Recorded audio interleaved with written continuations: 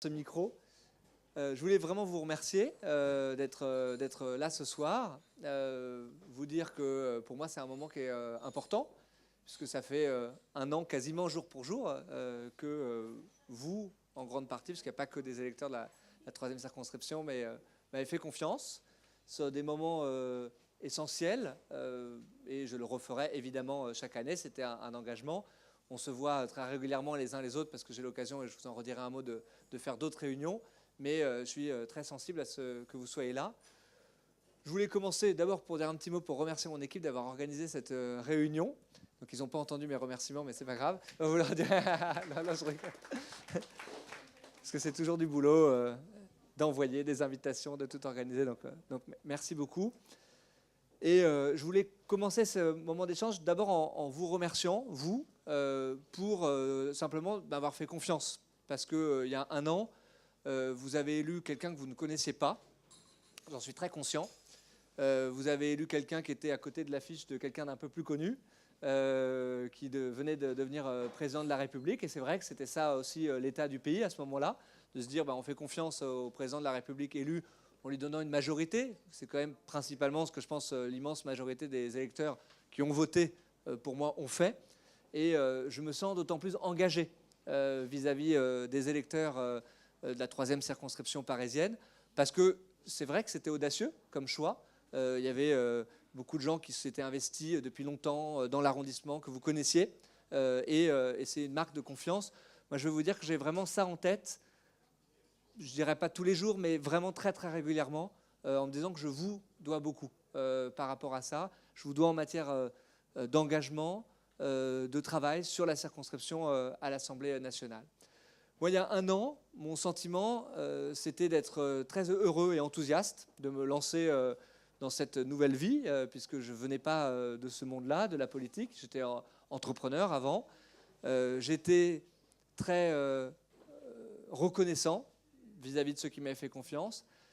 J'étais très sincère dans ma volonté d'essayer de faire les choses de façon différente, sur une promesse de dépassement des clivages traditionnels, qui était un petit peu l'enjeu aussi de cette campagne-là. Et j'avais une très forte conviction, c'est que le projet qu'on portait pour le pays était bon pour notre pays. On est un an après.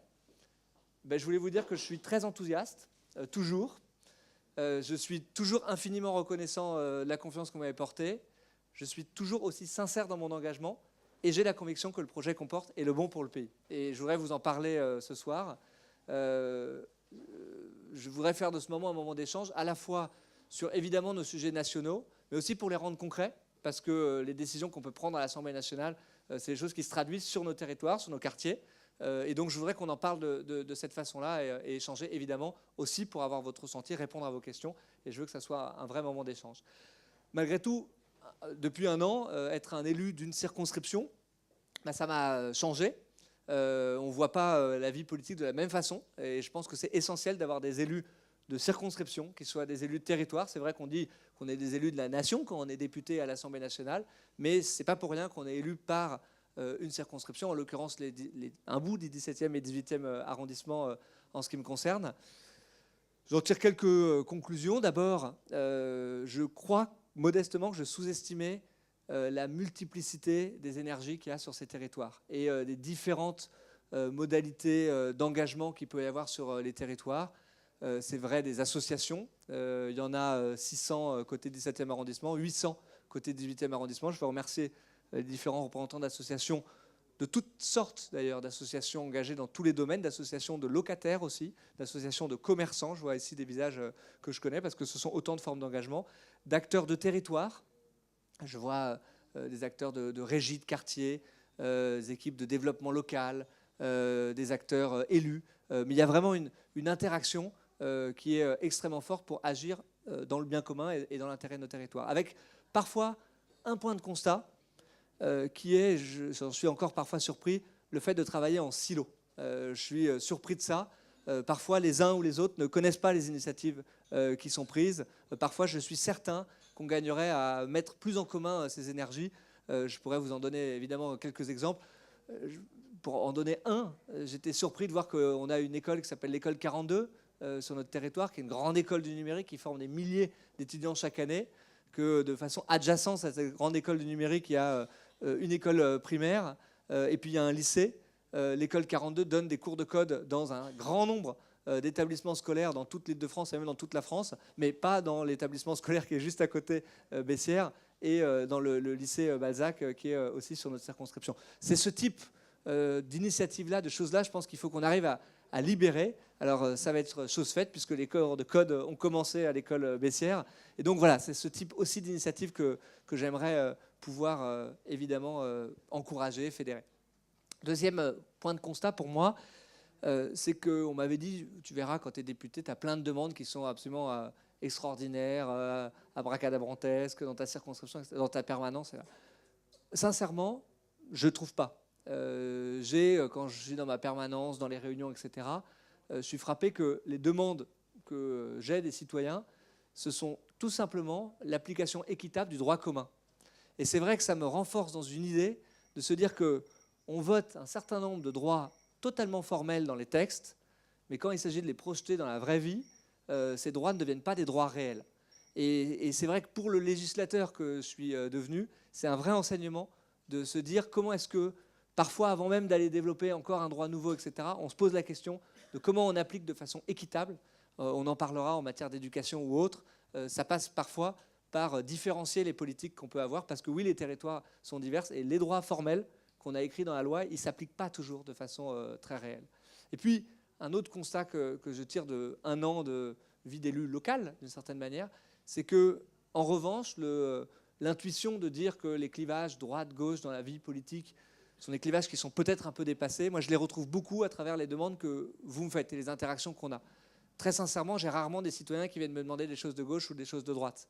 Et je vois, y compris parfois en dépassant certaines idées reçues, la demande d'un grand nombre de quartiers, c'est des demandes de sécurité. Pas parce que la sécurité c'est de droite ou c'est de gauche, parce que tout simplement c'est la vie quotidienne des habitants. Le fait d'accéder à un travail et de s'émanciper par le travail, ce n'est pas une notion qui devrait appartenir à la droite ou à la gauche. Et c'est ça, véritablement, qui sont mes interactions quotidiennes avec les citoyens, avec vous, tout simplement, tous les jours. Comment j'essaie de faire mon boulot de député ? D'abord, en connaissant ma circonscription. Et c'est vrai que c'est le premier niveau, je dirais. Il faut commencer par partir des territoires. Et c'est comme ça que je pense qu'on fait un bon boulot ensuite de député qui, effectivement, est de voter la loi et de contrôler l'action du gouvernement et d'évaluer ce qu'on fait comme travail à l'Assemblée nationale. J'essaie de le faire dans ma permanence. J'essaie de vous recevoir le vendredi, généralement. J'essaie de le faire à travers des réunions de quartier. Et c'est vrai qu'on en a fait de nombreuses. Et je vois ici des visages avec lesquels j'ai pu interagir dans ces réunions de quartier. Je continuerai à le faire sur un rythme mensuel pendant toute la suite du quinquennat. Je pense que ce sont des moments essentiels aussi pour échanger sur des sujets plus locaux, sur lesquels parfois je peux essayer de donner un coup de main, être un trait d'union d'une certaine façon. On parlait du tunnel Berthier tout à l'heure. Voilà, c'est des sujets parfois dont le député doit s'emparer, aller voir la SNCF, je les verrai début juillet par exemple, pour essayer de donner des petits coups de pouce à des dossiers, même si parfois il y a certaines confusions dans ce qu'est le rôle d'un député et des rôles plus municipaux, mais on peut en tout cas essayer d'être un trait d'union et d'aider.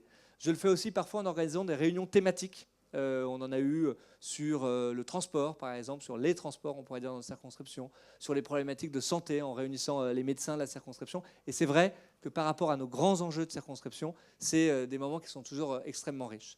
Donc d'abord, essayer de connaître, travailler en équipe. Et je voudrais saluer ce soir à la fois ma suppléante, Margot Pêche, donc que vous avez d'une certaine manière choisie avec moi, sans peut-être bien mieux la connaître que moi-même.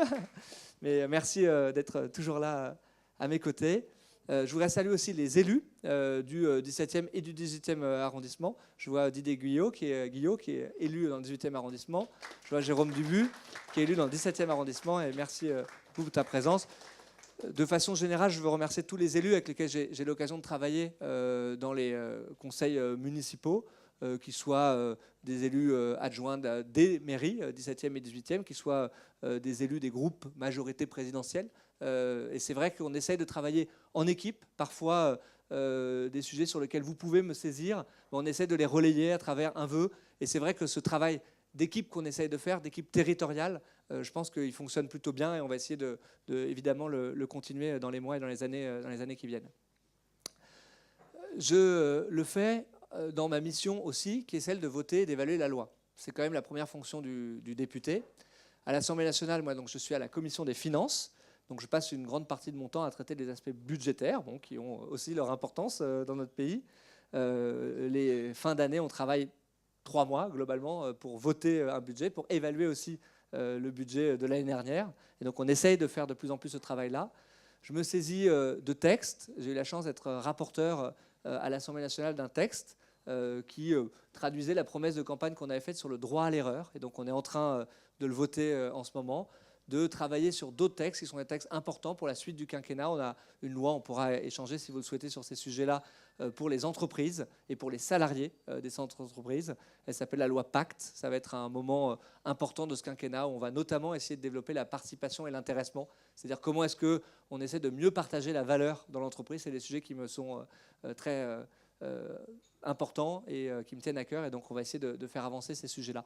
Pour travailler ces sujets, et aussi ceux qui sont liés à mon boulot de commissaire aux finances, comme on dit, et qui consiste notamment à évaluer la politique du gouvernement.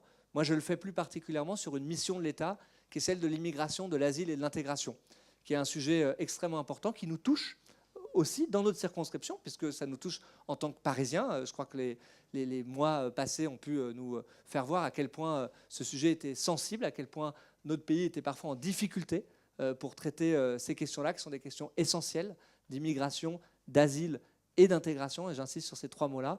Donc moi, ma fonction sur ce sujet, c'est d'être un peu le contrôleur de gestion. Je vois quels sont les budgets qu'on met, comment l'État dépense son argent, et donc on pourra évidemment interagir sur ces sujets-là. Pour travailler tous ces sujets-là, évidemment que le lien avec la circonscription est pour moi essentiel. En amont, sur le droit à l'erreur, sur Pacte, on a organisé des réunions, des ateliers pour recueillir vos idées. Évidemment, dans mon travail d'évaluation de la loi, sur des sujets d'immigration, d'asile, d'intégration, notre territoire est très riche d'initiatives, d'acteurs. On a un centre de travailleurs migrants, on a des centres d'hébergement d'urgence pour les réfugiés, on a le Secours catholique, je vois des visages ici que j'ai pu rencontrer dans des visites au Secours catholique, on a des associations que j'avais pu accompagner qui distribuent des repas à la chapelle. Et donc il y a un grand nombre d'acteurs, et ça pour moi, évidemment, c'était quasiment prioritaire de me dire c'est mon travail à l'Assemblée, c'est sur la circonscription que ça se passe. Évidemment que c'est un retour qui est très très utile et essentiel dans ma mission d'évaluation de la loi. Donc on le fait comme ça. Et puis avoir des moments aussi d'échange et d'explication.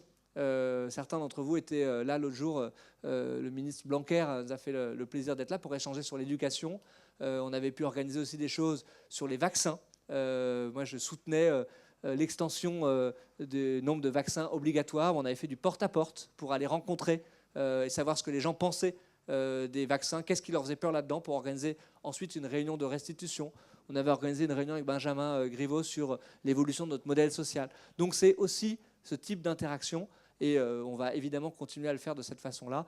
Et je vous invite, j'essaye de le mettre un petit peu en amont sur les réseaux sociaux, etc. Mais ce sont des moments qui sont très importants dans ma mission à l'Assemblée nationale. Voilà pour ces quelques mots d'introduction. Moi, je voulais ce soir échanger avec vous assez rapidement dans finalement le débat, les questions que vous pouvez avoir sur les enjeux de la circonscription, sur les enjeux nationaux aussi. Peut-être pour organiser un tout petit peu les choses, le faire en 3 temps, si ça vous va. J'ai beaucoup interagi en amont de cette réunion avec les uns et les autres, et au fond, les questions qui revenaient le plus souvent sur les sujets nationaux, on va dire, mais qui ont de l'impact sur notre circonscription, étaient le modèle social, notre politique sociale.